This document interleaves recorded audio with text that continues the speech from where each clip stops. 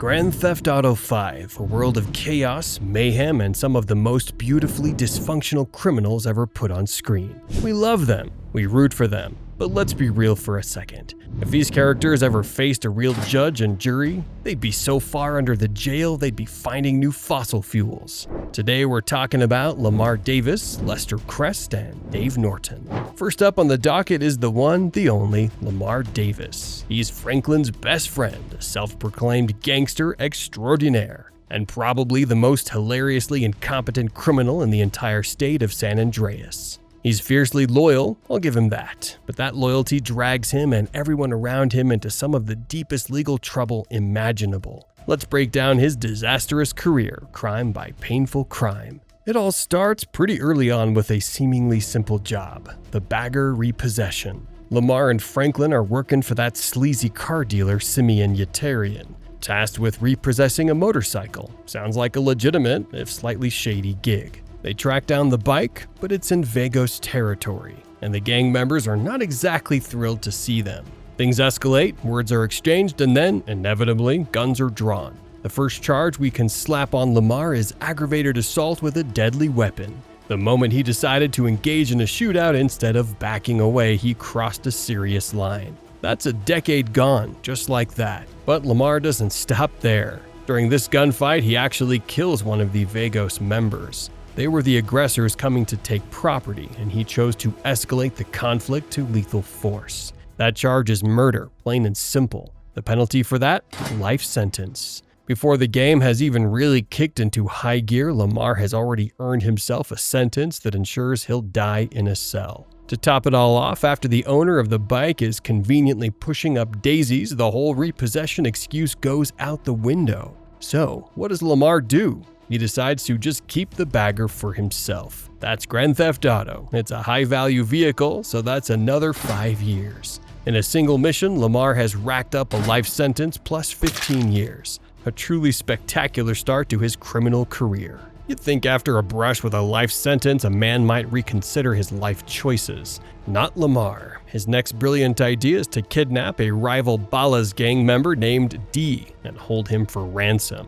He and Franklin successfully snatch the guy, throw him in a van, and hold him against his will. This crime is kidnapping, and the penalty is a clean 7 years. It doesn't matter that they were eventually forced to let D go because their plan was, as usual, a complete train wreck. The crime was committed the second they moved that man without his consent. So, let's add that to the running total. He's now looking at a life sentence plus 22 years. The hole just keeps getting deeper. Next, we have the first of Lamar's disastrous drug deals. His old friend Stretch gets out of prison, and to celebrate, Lamar decides it's a great idea to walk right into a narcotics transaction. Of course, it's a setup, an ambush by the Ballas. Before any drugs even exchange hands, Lamar is already guilty of a major crime, conspiracy. He knowingly went to that location with the intent to participate in an illegal drug deal. That's a hefty 14 years right there. Then, predictably, all hell breaks loose. A massive shootout erupts. Now, yes, he was ambushed, but he was there to commit a serious felony.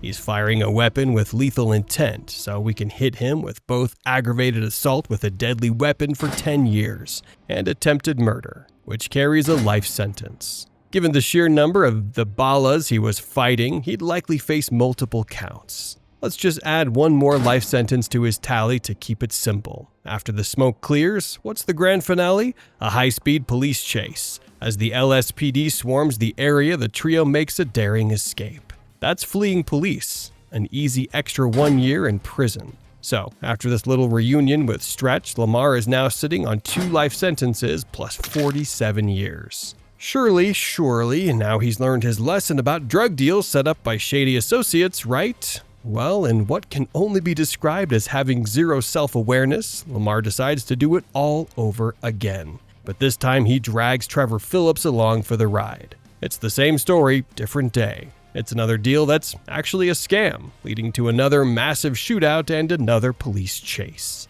Let's run the numbers again. Conspiracy to deal drugs? That's another 14 years. He's a repeat offender. The shootout with the rival gang, that's another count of aggravated assault with a deadly weapon for 10 years, and another count of attempted murder for another life sentence. During the escape, they're concerned, so they steal a couple of jet skis to get away down the Los Santos River. That's a fun visual, but it's also Grand Theft Auto, adding another 5 years to his sentence. And of course, escaping the LSPD on said jet skis is fleeing police, which is another 1 year. He nearly died in an ambush, and his response was to walk into the exact same situation again. At this point, prison might be the safest place for him. His grand total now stands at a staggering 3 life sentences plus 77 years. At this point in the story, Lamar takes a slight turn from chaotic street-level crime to slightly more organized high-end criminal enterprise, thanks to Franklin's new connection. He gets involved in a mission to steal a collection of rare and expensive cars for the billionaire ghoul Devin Weston.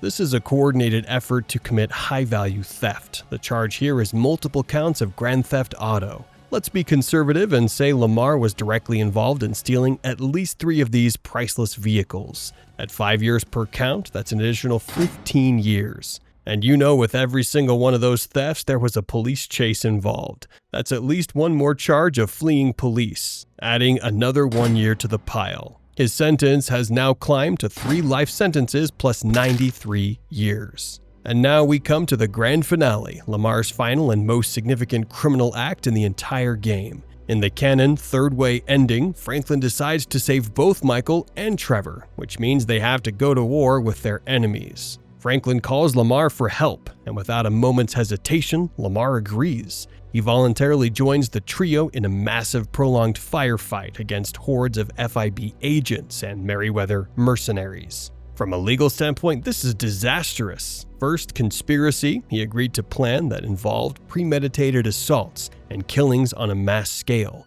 That's 14 years. Next, assaulting an official. He's not just shooting at rival gangsters anymore.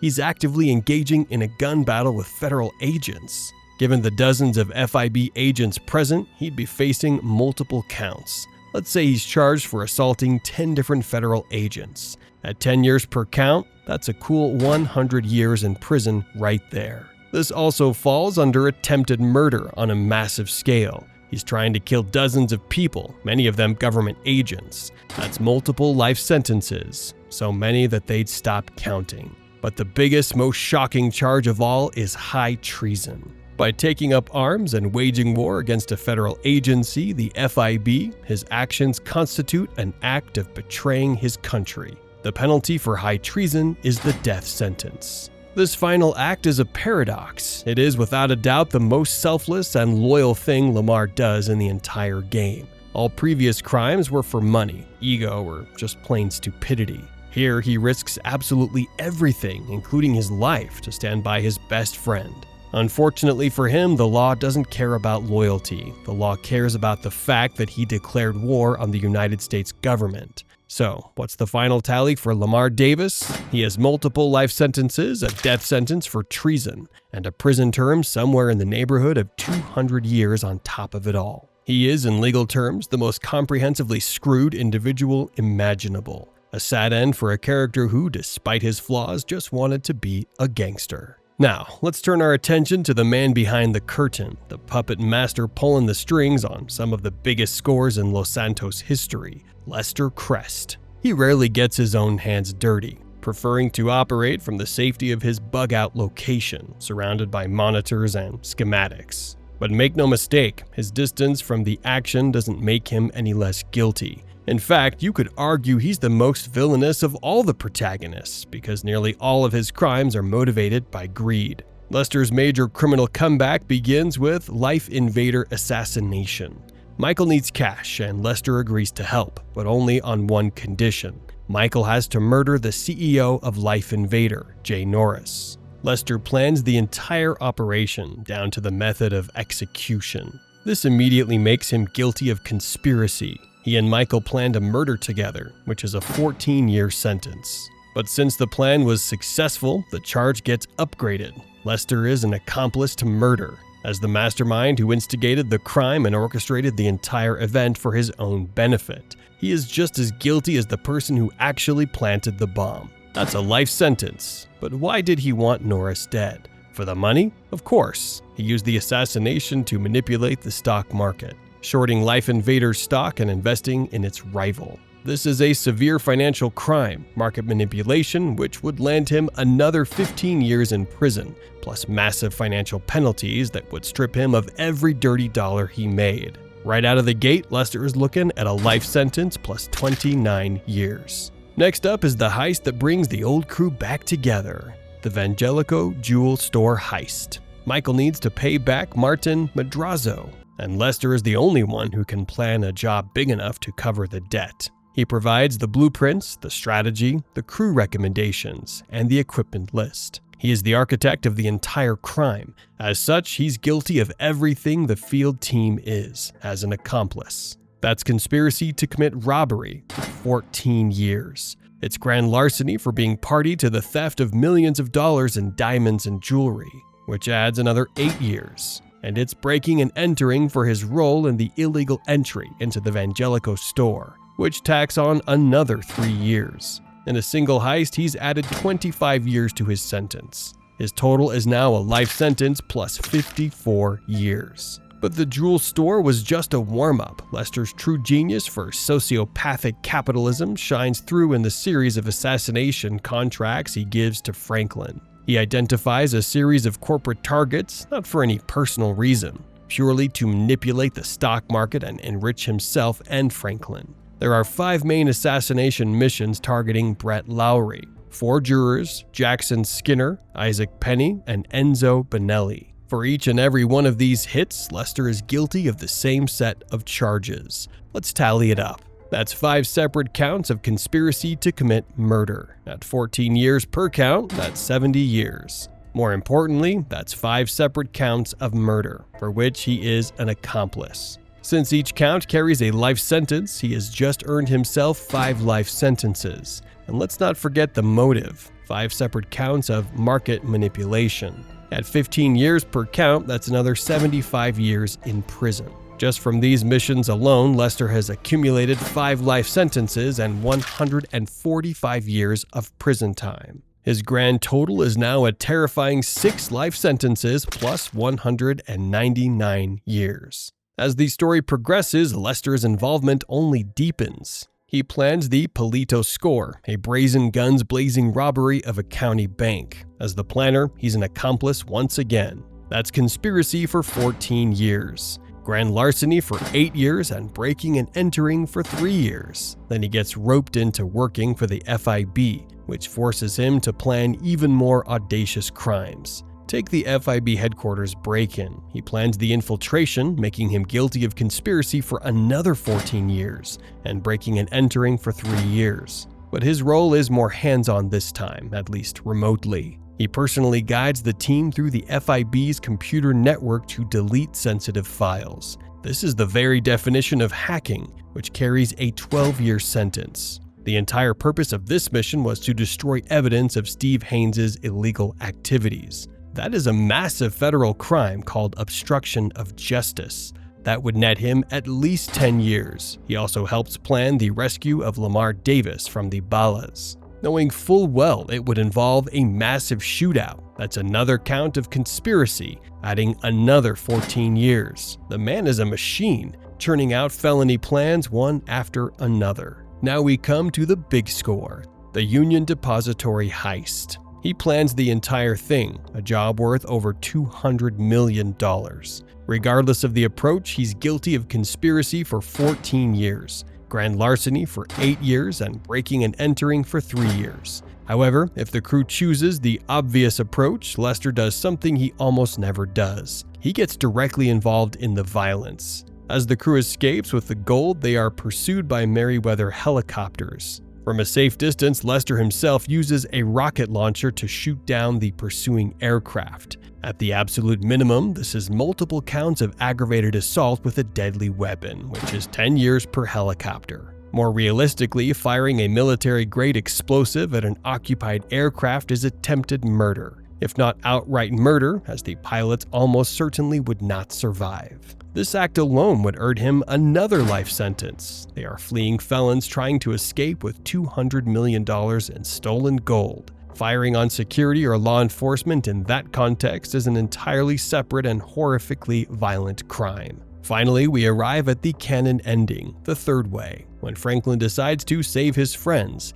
he doesn't know what to do, so he goes to the one person who can outthink all other enemies, Lester. Lester devises the grand strategy to eliminate everyone who poses a threat. This makes him the mastermind behind a massive criminal undertaking. He is guilty of multiple counts of conspiracy for planning the murders of Stretch, Wei Cheng, Steve Haynes, Devin Weston, and the ambush of dozens of FIB agents and Merryweather mercenaries. Let's call that at least 5 major counts, which is 70 years just for the planning. Consequently, he is an accomplice to the murder of every single one of those individuals, earning him at least another 5 life sentences. He also assists in the plan to abduct Devin Weston before his murder, which makes him an accomplice to kidnapping for 7 years. And by planning the assassination of a high-ranking federal agent, Steve Haynes, and the ambush on his FIB team, he is an accomplice to assaulting an official, which adds another 10 years.